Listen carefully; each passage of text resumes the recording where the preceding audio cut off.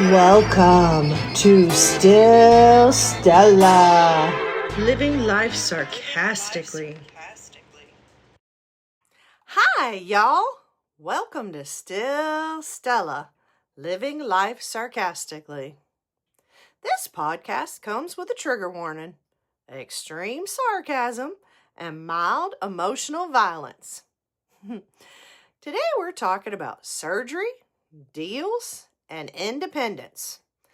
Now I know those don't sound like they belong together, but welcome to my brain. Nothing in there is organized. It's basically a junk drawer with Wi-Fi. Did y'all miss me? I was just a little busy with hubby this past week because he finally had his surgery. And can you believe I even missed Prime Days? I know. Take a moment for me. There goes my deep discounts right out the window. My cart was full. I'm talking red light therapy mask, automatic vacuum, probably a couple of things I absolutely did not need, but somehow convinced myself would improve my quality of life. Oh, maybe next time. Honestly, it's not like I can't just buy those things anyway. There's just something deeply satisfying about getting a deal. Y'all know exactly what I'm talking about. Oh, look what I bought. And I saved $50. Never mind the fact I spent $300. Details. Yes, I know. I could have saved even more if I hadn't bought anything. Don't judge me. That's not the point. It's the hunt. It's the thrill. It's convincing yourself that somehow you've beaten a billion-dollar corporation. It's like we all become bargain hunters with absolutely no common sense. That automatic vacuum? It'll be 10-minute times more satisfying if I got it on sale. Then it'll chase tumbleweeds of dog hair across my floors while I sit on the couch feeling financially victorious. That's the dream. It's probably why people get sucked into Temu. You know, spin the wheel. Congratulations, you've unlocked 97% off. Wait, there's more. If you order in the next 6 minutes and 22 seconds, you'll also receive the Crazy Lady discount, plus free shipping. Now we're talking. Somewhere there's a warehouse worker looking at my order thinking, why does this woman need a garlic peeler, 3 organizers, a tiny vacuum, 12 silicone lids, and a chicken-shaped sponge holder? Mind your business, sir. It's called healing. Retail therapy is cheaper than actual therapy. Sometimes. Maybe. Hubby Home Watch. Hubby Home Watch is still ongoing. We have officially entered the recovery phase. Hubby had surgery just a few days ago. He was honestly a trooper. I have to admit, those few days were exhausting. The worrying, the planning, the anticipation, the what ifs. You don't realize how mentally exhausting it is until you're living it. We had to drive about 2 hours to the city for the surgery center. The drive was actually pretty smooth until about 30 minutes before the hotel. Guess what came on? Yep, the engine light. Because apparently, life said, you know what would make this trip better? Anxiety. Thankfully, we weren't completely panicked. Our truck has a few years on it. It's basically the family mule. It works hard. It's had a couple, electrical gremlins over the years. Usually, it's just some old wire deciding it's time for attention. So we kept going, made it to the hotel. Everything seemed okay. Now, in my infinite wisdom, I said, let's just eat downstairs so we don't have to drive anywhere. Brilliant idea. They had a little bar with wraps, sandwiches, wings, simple stuff. The wraps looked pretty good in the pictures. We should have known we were in trouble the moment they said, we don't have any wraps right now. Excuse me? Half your menu is wraps. How do you not have wraps? So we settled on chicken sandwiches with tater tots. The sandwich, it was acceptable, not memorable, just existing. Then I bit into those tater tots. Soggy. Nobody, and I mean nobody, likes soggy tots. If Napoleon Dynamite had shown up, he'd have thrown them back. We ate them anyway because we were tired, stressed, and hungry. Looking back, I don't think the food caused my stomach to hurt all that much. It was probably anxiety. I was worried about hubby. He was worried about surgery. Nobody slept. The next morning, we got showered and headed to the surgery center. Way too early, because hospitals always want you there before the sun has fully accepted the day. Hubby hasn't had surgery in over 30 years. He was nervous, really nervous. Then they walked in to discuss the nerve block. Bless his heart, he had no idea. Hubby does not enjoy needles at all. The IV was enough excitement already. If you've never had a nerve block, let me paint the picture. You use an ultrasound, then they wiggle a needle around, trying to find the nerve. Wiggle, needle. Yes, same sentence. Absolutely not. I would have been negotiating. Can we just not? But he handled it like a champ. The anesthesiologist was fantastic, quick, professional, compassionate. Surgery ended up taking a little longer than expected, so naturally, my brain started writing worst-case scenarios, because that's what anxiety does. It deserves an Academy Award. Thankfully, everything went great. Recovery went well. The nurses, amazing. Every single person we dealt with was kind, funny, patient, and genuinely cared. Healthcare workers don't hear thank you enough. So if any of you are listening, thank you. Y'all are superheroes wearing scrubs. I loaded hubby into the truck. He talked the entire drive back to the hotel. Apparently, anesthesia turns him into a podcast host. He was carrying on full conversations, making complete sentences, sounding perfectly normal. He even texted his mechanic buddy about that engine light. Meanwhile, he remembers none of it. Nothing. Completely gone. And here's what really hurts. I blew it. I missed my opportunity. I should have asked him the truth about the infamous dish towel. I should have asked if he put Girly up to stealing it straight out of the kitchen. I could have solved one of life's greatest mysteries. Instead, I acted like a responsible wife. What a waste. That night, he kept waking up saying, I still can't feel my arm. Yes, that's literally the point. The nerve block is working. Go back to sleep. The next morning, we packed up to head home. I'll admit, I was still worried about that darn engine light.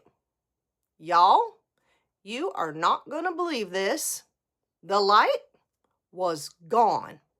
Just disappeared, like it had hallucinated itself. Didn't come back once. The ride home was mostly smooth, except the nerve block had officially worn off. Poor guy. Then he decided to become a backseat driver. You need to move over. You should slow down. You should, sir, respectfully, be quiet. I have this. Take a nap. Heel your shoulder. Leave the driving to me. Now, I finally understand what he deals with when I'm grabbing imaginary brake pedals from the passenger seat. Marriage is just taking turns annoying each other. That's true love. We made it home. Straight to bed he went. Sleep, hubby. Mama needs 3 minutes of silence. Or 30. The fur babies? Completely unimpressed. They looked at us like, oh, y'all came back? Tutu stayed with them while we were gone. They were living their absolutely best lives. Puppy palooza. Special treats, extra playtime, unlimited attention. Her handsome fur baby prince came too. They ran those dogs absolutely ragged. Then he discovered the tortoises. I've never laughed so hard. He just stood there staring, completely confused, like, what in the Jurassic Park am I looking at? His little herding instincts were trying so hard to figure them out. Meanwhile, the tortoises couldn't have cared less. They were like, we survived dinosaurs. Y'all get over it. Oh, recovery doesn't end hubby home watch. It simply unlocks the next level. The doctor says full recovery, 8 to 9 months. Excuse me? Months? Plural? Should someone be checking on me?